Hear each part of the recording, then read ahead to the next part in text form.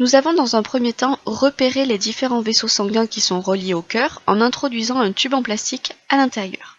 Donc nous avons dans un premier temps introduit un tube en plastique dans l'artère aorte qui est relié au ventricule gauche et dans l'une des veines pulmonaires qui est reliée à l'oreillette gauche.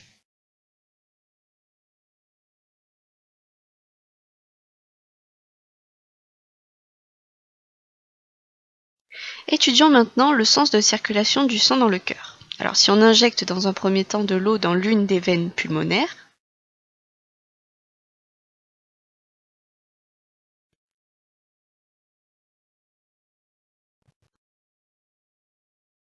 nous pouvons voir ici que l'eau ressort par l'artère aorte. Si on injecte de l'eau dans l'artère aorte, cette fois-ci on voit qu'elle ressort par le même tube.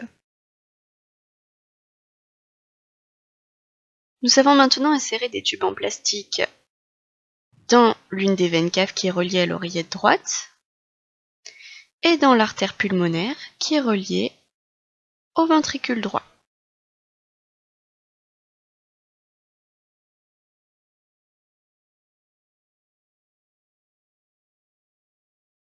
Si on injecte maintenant de l'eau dans l'une des veines caves,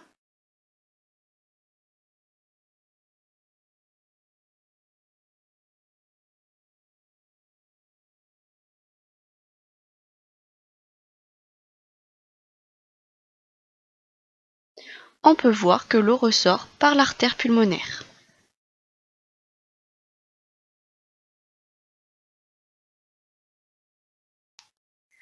Si maintenant on introduit de l'eau dans l'artère pulmonaire,